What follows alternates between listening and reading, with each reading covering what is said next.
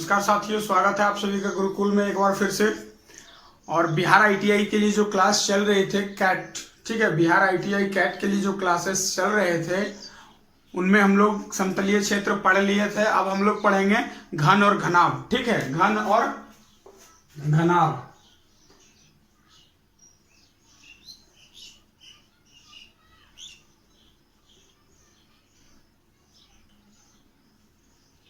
Cube and cuboid, ठीक है। तो जो लोग अभी तक नहीं आए हैं कृपया आ जाइए, और जो लोग इस क्लास को वीडियो के माध्यम से यूट्यूब पे कर रहे होंगे, ठीक है, तो कृपया चैनल को जरूर सब्सक्राइब कीजिएगा और अपने दोस्तों में जरूर शेयर कीजिएगा, ठीक है, ताकि उनको भी कुछ फायदा मिल सके आपसे। तो घन और घनाभ, सबसे पहले हम लोग जानते हैं घन, ठीक है। घन घन एक ऐसा है, ठीक है, एक आकृति कह लीजिए या फिर एक ऐसा शेप कह लीजिए, ठीक है, जिसमें कि लेंथ, ब्रेथ एंड हाइट, ठीक है, होता तो तीनों है, लेंथ भी होता है, ब्रेथ भी होता है और हाइट भी होता है, ठीक है, लंबाई, चौड़ाई और ऊंचाई, ये तीनों चीज होता है। जैसा कि हम लोग पढ़े थे वर्ग और आयत, ठीक है, आयत और वर्ग पढ़े थे। आयत में आमने सामने की भुजा बराबर थी, वर्ग में चारों भुजा बराबर थी। वैसे ही घन और घनाभ की बात है, ठीक है। घन में जो होता है लंबाई, चौड़ाई, ऊंचाई, ये तीनों बराबर होता है, लेकिन घनाभ का जो होता है वो लंबाई, चौड़ाई, ऊंचाई जरूरी नहीं है कि बराबर ही हो, क्योंकि अगर बराबर होगा तो फिर वो घन कहलाएगा, ठीक है, वो घनाभ नहीं कहलाएगा। अगर लंबाई, चौड़ाई, ऊंचाई तीनों बराबर हो जाए तो वो घन नहीं बल्कि घनाभ नहीं बल्कि घन कहलाएगा। इसलिए तो घन और घनाभ में वही संबंध है जो आयत और वर्ग के साथ था, मिलता जुलता संबंध है, ठीक है। उसमें क्या था, सिर्फ लंबाई और चौड़ाई था, इसमें ऊंचाई भी है, लंबाई और चौड़ाई के साथ साथ ऊंचाई भी है, ठीक है। तो देखिए कि सबसे पहले हम लोग इस पर जो क्वेश्चन आता है हम लोग डायरेक्ट पैटर्न पे हम लोग पढ़ेंगे, पैटर्न के अनुसार पैटर्न पे हम लोग बात करेंगे। जो एग्जाम का पैटर्न है बिहार आईटीआई चाहे यूपी आईटीआई कैट का, हम लोग डायरेक्टली उस पैटर्न पे बात करेंगे, ठीक है। पढ़ने को तो बहुत सारे हैं, बहुत लंबा थ्योरी है, लेकिन हम लोग उतना समय ना दे करके हम लोग सीधे क्वेश्चन बेस्ड पढ़ाई करेंगे, ठीक है। जिस तरह का क्वेश्चन आता है एग्जाम में, जिस बेस्ड हम लोग उसी बेस्ड पढ़ाई करेंगे, ठीक है, ताकि हम लोगों को कम समय में ज्यादा से ज्यादा हम लोग कुछ कर सके, ठीक है। तो देखिए सबसे पहले घन, घन का जो होता है लंबाई, चौड़ाई, ऊंचाई तीनों बराबर होता है, हमने अभी अभी आपको कहा है, ठीक है। इसमें 6 फलक होते हैं, ठीक है, यानी कि एक लूडो का पासा देख लीजिए आप, एक लूडो का पासा जो होता है वो घन होता है, ठीक है, एक लूडो का पासा जो होता है वो घन होता है।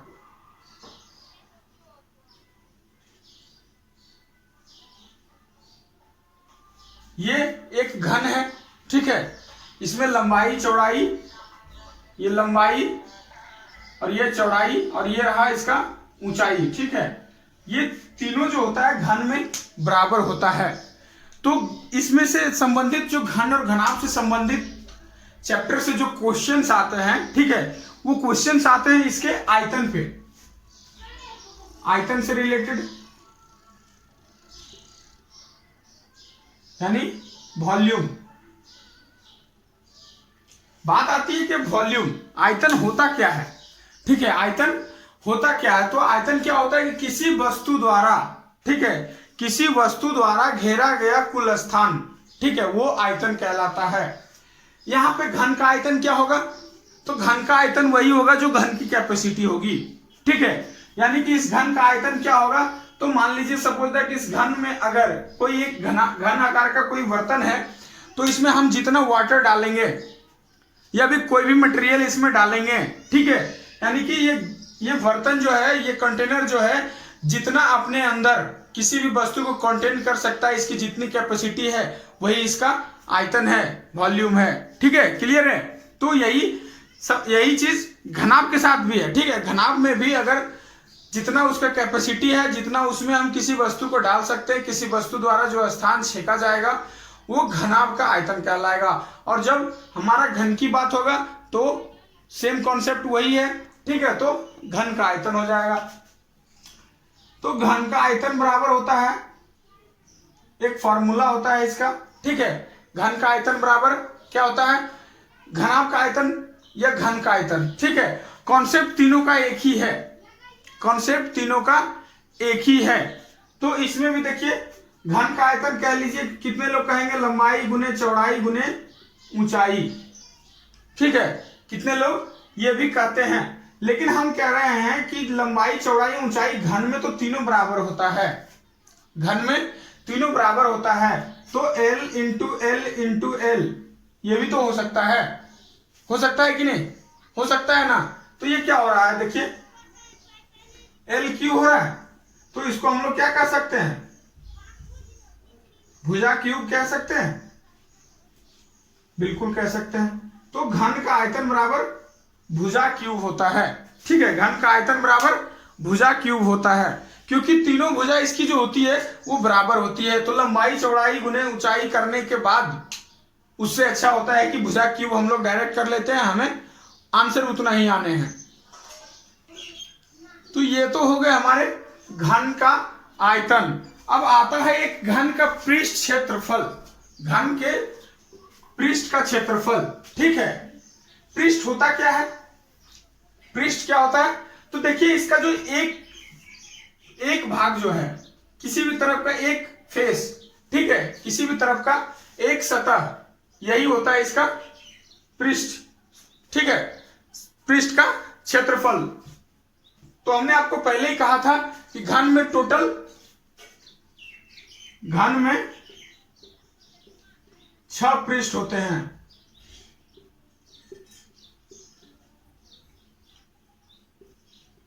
देखिए यहां से अगर हम लंबाई और चौड़ाई की सिर्फ बात करें, अगर लंबाई और चौड़ाई ऊंचाई की बात नहीं करें, तो क्या एक हमारा ये जो सतह है, एक फेस जो है, ठीक है, ये इसका क्षेत्रफल क्या हो जाएगा, लंबाई गुने चौड़ाई हो जाएगा, क्या लंबाई गुने चौड़ाई हो जाएगा, लंबाई गुने चौड़ाई बिल्कुल हो जाएगा, ठीक है। जैसे आयत में हम लोग निकालते थे, यही जैसे ये एक आयत है मान लीजिए, या फिर एक वर्ग है, तो वर्ग का क्षेत्रफल क्या हो रहा था, हो तो रहा था वही लंबाई गुने चौड़ाई, लेकिन भुजा दोनों बराबर है, आयत वर्ग का चारों भुजा बराबर होता है, तो हम लोग क्षेत्रफल बराबर क्या था, भुजा स्क्वायर। तो ये एक घन का एक फलक है, एक सतह है, एक पृष्ठ है, ठीक है, इधर का एक पृष्ठ है मान लीजिए, तो इसका क्षेत्रफल क्या हो रहा है, भुजा स्क्वायर हो रहा है, भुजा स्क्वायर हो रहा है ना, बिल्कुल।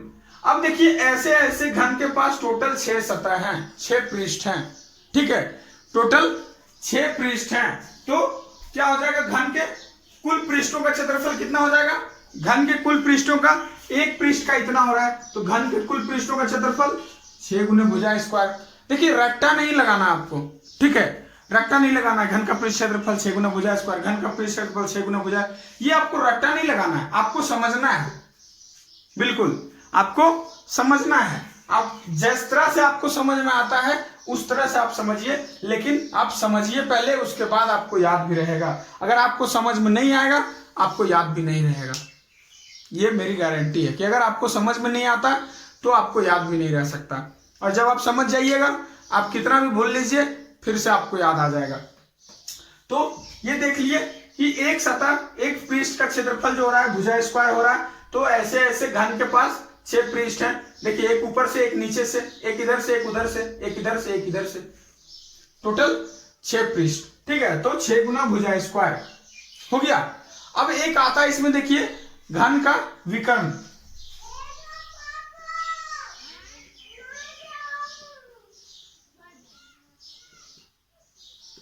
घन का विकर्ण, घन का विकर्ण होता है, क्या होता है, घन का विकर्ण बराबर √3 इंटू साइड,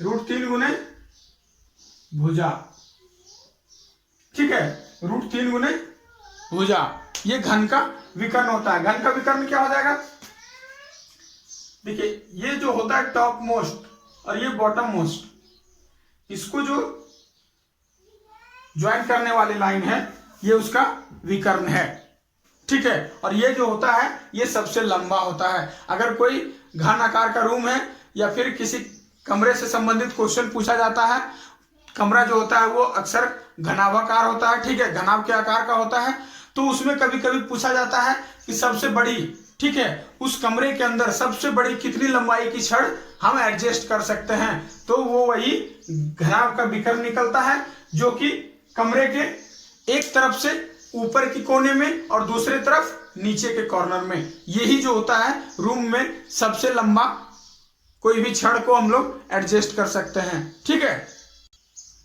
तो ये तो हम लोग देखे घन का। अब देखिए घनाभ का, ठीक है। तो घनाभ का आकार जो होता है वो घन से थोड़ा डिफरेंट होता है। ये इसका एक फलक जो होता है, एक पृष्ठ जो होता है वो आयताकार होता है, जबकि घन का जो एक पृष्ठ था वो वर्गाकार था, ठीक है, वर्गाकार था।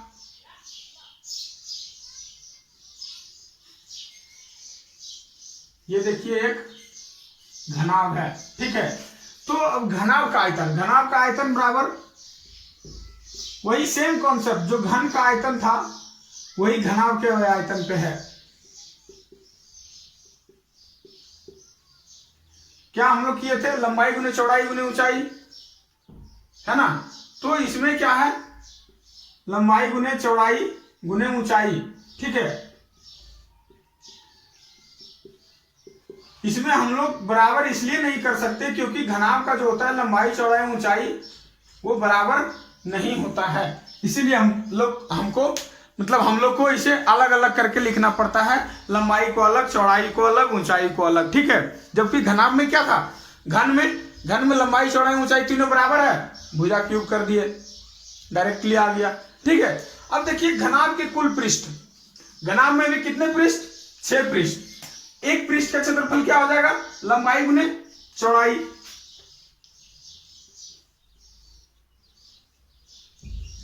एक पृष्ठ का क्षेत्रफल लंबाई गुने चौड़ाई, चलिए हिंदी में ही लिखिए, लंबाई गुने चौड़ाई। एक पृष्ठ का हो गया, दूसरे पृष्ठ के साथ क्या है, चौड़ाई गुने ऊंचाई, ये सब जुड़ता जाएगा सब पृष्ठ का। और तीसरे पृष्ठ के साथ देखिए क्या है, लंबाई गुने ऊंचाई है। ये 3 पृष्ठ का हुआ, तो जस्ट इसका अपोजिट जो 3 पृष्ठ होगा वो भी सेम इसी तरह का होगा।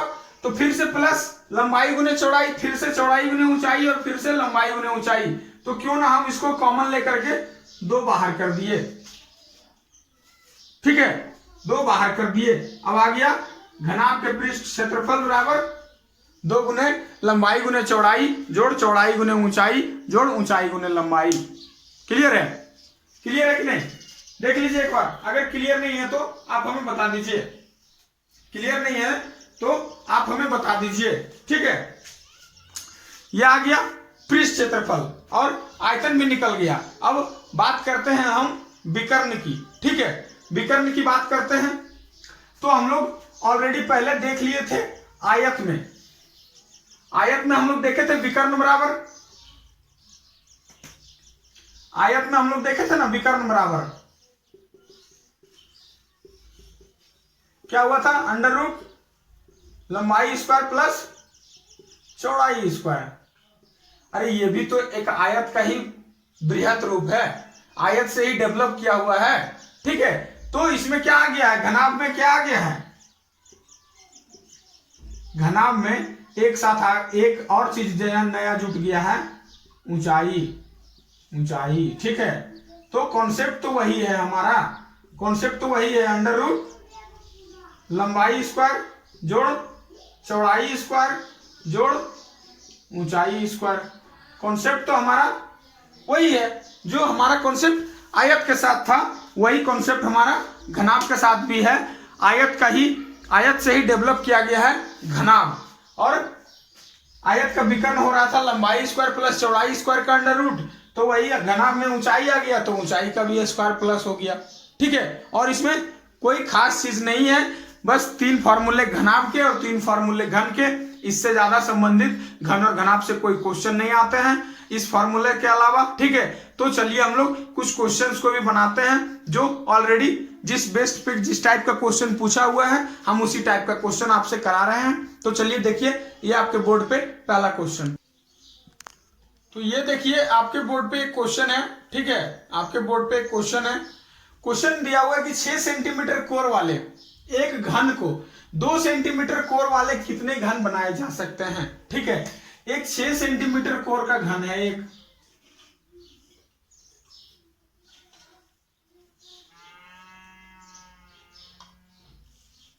एक घन है जो उसका लंबाई चौड़ाई कितना है, 6 सेंटीमीटर है, ठीक है। अब एक घन इसमें से क्या करना है कि 2-2 सेंटीमीटर लंबाई चौड़ाई ऊंचाई का घन हमको इससे काट करके निकालना है, ठीक है। 2-2 सेंटीमीटर का, तो 2-2 सेंटीमीटर का घन हम लोग को काट के निकालना है। तो क्या कितना घन निकलेगा वो हमसे पूछा जा रहा है, ठीक है।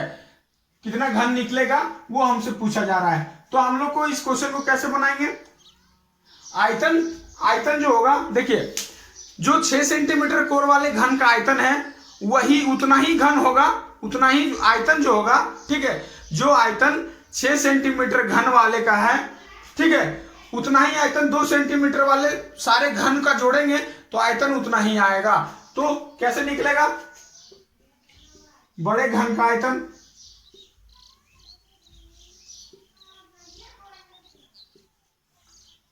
क्या, भुजा क्यूब, तो 6 का क्यूब कितना, 216 सेंटीमीटर क्यूब आ रहा है ना। अब देखिए छोटा छोटा घन उसमें से काटना है, तो छोटे घन का आयतन कितना हो जाएगा,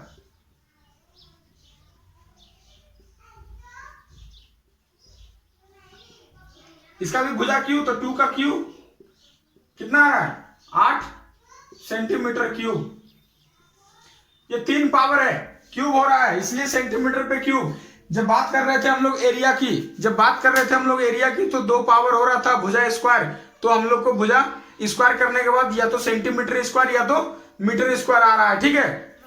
लेकिन यहाँ क्यूब हो रहा है इसलिए भुजा क्यूब हो रहा है, तो यहाँ पे सेंटीमीटर क्यूब होगा। अब घन की संख्या बराबर, अगर ज्यादा कंफ्यूजन है तो लिख दीजिए छोटे घन की संख्या बराबर, छोटे घन की संख्या बराबर बड़े घन का आयतन, बड़े घन का आयतन बटे छोटे घन का आयतन।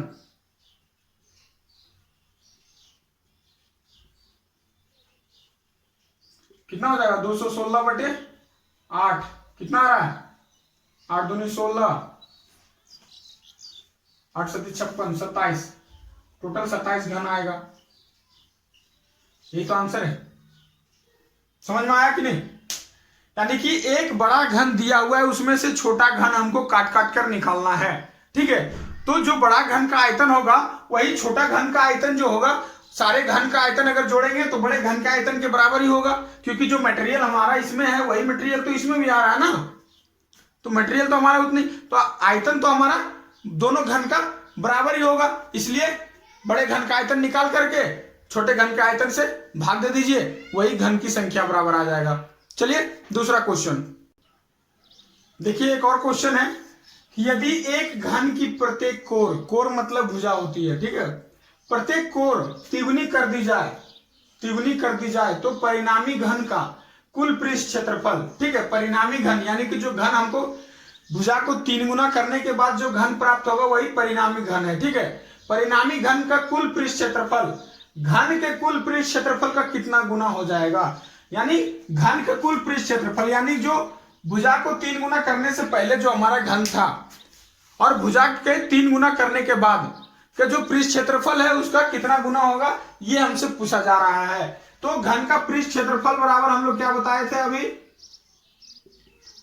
घन का कुल पृष्ठ क्षेत्रफल क्या पढ़े थे हम लोग, 6 गुना भुजा स्क्वायर पढ़े थे। तो मान लीजिए सपोज कि उसका घन का ठीक है, घन का जो भुजा है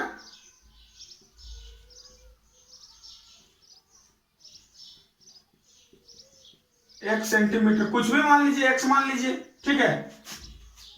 तो इसका पृष्ठ क्षेत्रफल कितना हो जाएगा, 6 इंटू एक्स का होल स्क्वायर बराबर 6x स्क्वायर। और भुजा को जब 3 गुना कर दिया गया,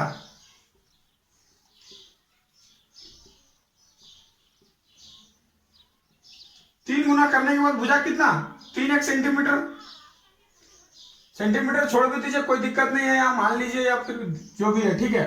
तो 3x हो गया। अब इसका क्षेत्रफल क्या होगा, कुल पृष्ठ क्षेत्रफल 6 गुना भुजा स्क्वायर हो रहा है, तो 6 गुना 9x स्क्वायर आ गया।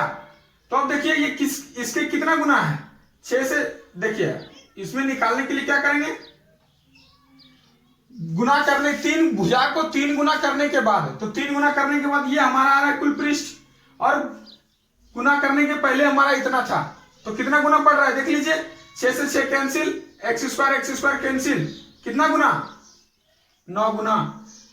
घन में जब भी, ठीक है, घन में जब भी दो घन को, अगर दो घन का कंपैरिजन किया जाए और अगर उसमें दिया रहे कंडीशन कि एक घन की भुजा को 2 गुना कर दिया जाए, 3 गुना कर दिया जाए, 4 गुना कर दिया जाए, तो सीधा हमें पृष्ठ क्षेत्रफल के फॉर्मूले पे जाना है और जितना गुना किया जाएगा उसके स्क्वायर, ठीक है। इसका यही बेसिक चीज है, ज्यादा पढ़ना, ज्यादा सॉल्व करने की जरूरत नहीं है, जितना गुना भुजा को किया गया उसके स्क्वायर के गुना के बराबर पृष्ठ क्षेत्रफल बढ़ जाएगा, ठीक है। और अगर कहा जाता कि भुजा को 3 गुना कम कर दिया गया है, ठीक है, भुजा को 3 गुना कम कर दिया गया, तो पृष्ठ क्षेत्रफल कितना गुना कम हो गया, तो देखिए भुजा पहले x था तो 6x स्क्वायर निकला, अब उसको 3 गुना कम कर दिया जाए,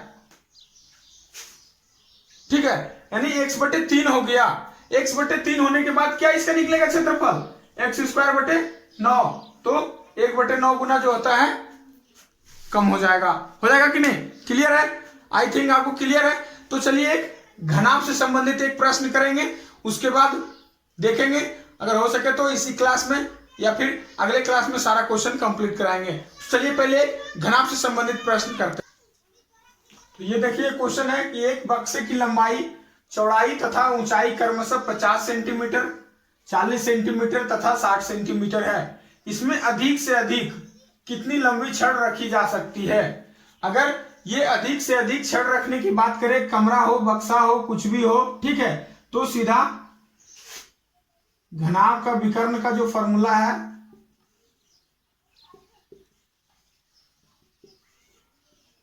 लंबाई स्क्वायर जोड़ चौड़ाई स्क्वायर जोड़ ऊंचाई स्क्वायर अंडर रूट में, ठीक है। तो यहां से कितना आ जाएगा, 50 स्क्वायर प्लस 40 स्क्वायर और प्लस 60 स्क्वायर, इसको सिंप्लीफाई कर लीजिए, जो आंसर आएगा वही सबसे लंबी छड़ की लंबाई होगी, ठीक है, वही सबसे लंबी छड़ की लंबाई होगी।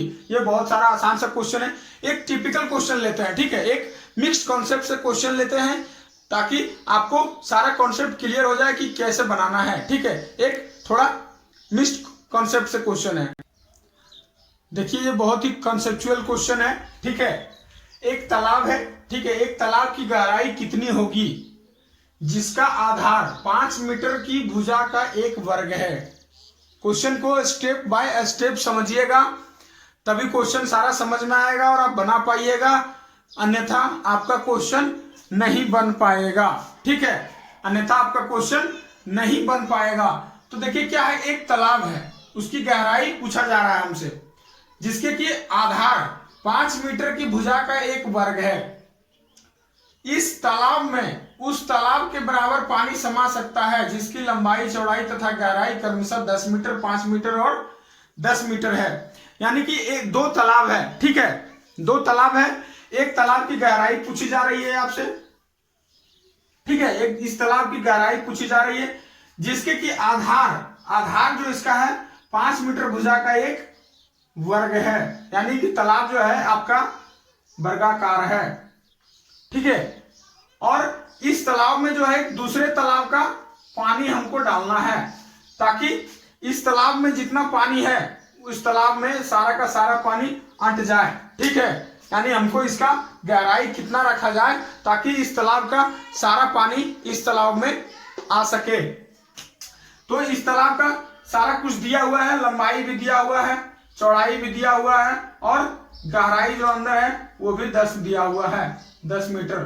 ठीक है, तो हमसे पूछा जा रहा है इस तालाब की गहराई। तो हम लोग जब भी इस तरह की क्वेश्चन रहेंगे हम लोग सीधा आयतन वाली फॉर्मूले पे कंसंट्रेट करेंगे। ठीक है, अपने माइंड को आयतन वाले फॉर्मूले पे हम लोग कंसंट्रेट करेंगे, यानी कि दोनों का आयतन हमसे पूछा जा रहा है। ठीक है, आयतन पूछा जा रहा है। तो इस तालाब का आयतन देखिए क्या होगा, इस तालाब का आयतन क्या होगा,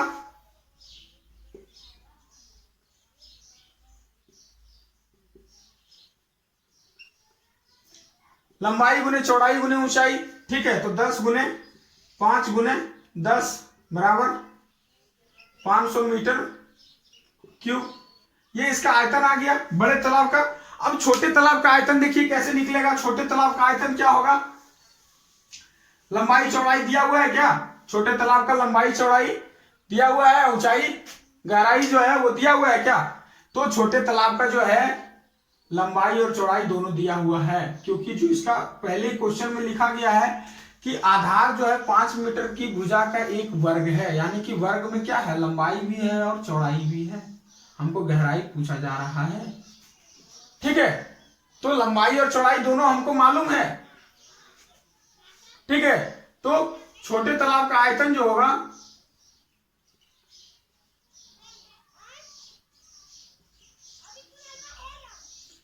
क्या होगा, 5 गुने हाइट। ठीक है, यानी कि डेप्थ पूछा जा रहा है तो डी लिख दीजिए। डी डेप्थ गहराई होता है, हाइट एच ऊंचाई होता है। ठीक है, तो ये कितना हो गया 25 डी मीटर क्यूब। हमको तो यही डी का वैल्यू निकालना है और इसका जितना आयतन है उतना ही इसका भी आयतन होगा, तभी तो पानी बराबर बराबर हट जाएगा। यानी कि बड़े वाले तालाब में जितना पानी है वो पानी सारा का सारा छोटे तालाब में हट जाना चाहिए, यानी आयतन दोनों का बराबर है। तो अकॉर्डिंग टू क्वेश्चन क्या हो जाएगा, 25 डी बराबर कितना, दोनों आयतन बराबर है, दोनों आयतन बराबर कर दीजिए। तो डी का बराबर यहां से क्या होगा 500 बटे 25, यहां से क्या निकलेगा 20 मीटर। क्लियर है, 20 मीटर यही आपका आंसर आएगा। तो इस तरह के क्वेश्चन पे आपको थोड़ा सा ध्यान देना पड़ेगा कि कौन सा कॉन्सेप्ट हमें लगाना है और किस तरीके से हमें बनाना है क्वेश्चन को। ठीक है, और भी मैं क्वेश्चन कराऊंगा। ठीक है, अगले क्लास में एक और इसका क्लास जिसमें कि मैं और भी सारे मिसलेनियस क्वेश्चन, मिसलेनियस टाइप के जो क्वेश्चन है जो आपका, जिससे कि आपको सारा कॉन्सेप्ट क्लियर हो जाए। ठीक है, जब तक आप क्वेश्चन नहीं बनाइएगा आपका कॉन्सेप्ट क्लियर नहीं हो पाएगा। ठीक है, जब तक आप क्वेश्चन नहीं बनाइएगा आपका कॉन्सेप्ट क्लियर नहीं हो पाएगा। चलिए एक और चीज मैं आपको बता देता हूं, मेरे समझ से लग रहा है कि थोड़ा छूट गया है। एक और चीज मैं बता देता हूं यहां से आपको कि जो घनाभ का आयतन हमने बताया था फॉर्मूला, घनाभ का आयतन क्या लिखे थे, लंबाई गुने चौड़ाई गुने ऊंचाई।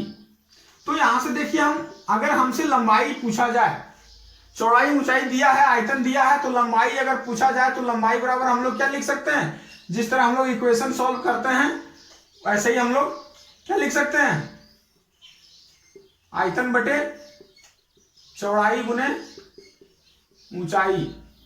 अगर हमसे चौड़ाई पूछा जाए तो आयतन बटे क्या, लंबाई गुने ऊंचाई। और अगर हमसे ऊंचाई पूछा जाए तो आयतन बटे लंबाई गुने चौड़ाई। ठीक है, वैसे आप बिल्कुल इस चीज को आप ऐसे भी समझ सकते थे, लेकिन मुझे लगा कि नहीं एक बार मैं क्लियर कर दूं थोड़ा तो ज्यादा बेटर रहेगा, तो इसलिए मैंने क्लियर कर दिया। आप यहां से देख लीजिएगा। ठीक है, और बाकी का क्वेश्चन जो है मैं अगले क्लास में कराऊंगा और जो लोग इस क्लास को वीडियो के माध्यम से कर रहे होंगे कृपया वीडियो को जरूर लाइक कीजिएगा, चैनल को सब्सक्राइब कीजिएगा और अपने दोस्तों में शेयर कीजिएगा। ठीक है, मैं आपके लिए लगातार मेहनत कर रहा हूं। ठीक है, मैं आपके लिए लगातार मेहनत कर रहा हूं ताकि आपकी सफलता जो है 100% हो सके। तो आप कम से कम मेरा भी इतना हेल्प जरूर कीजिए। ठीक है, मेरा भी इतना हेल्प जरूर कीजिए और बाद बाकी के क्वेश्चन अगले क्लास में। ठीक है, थैंक यू।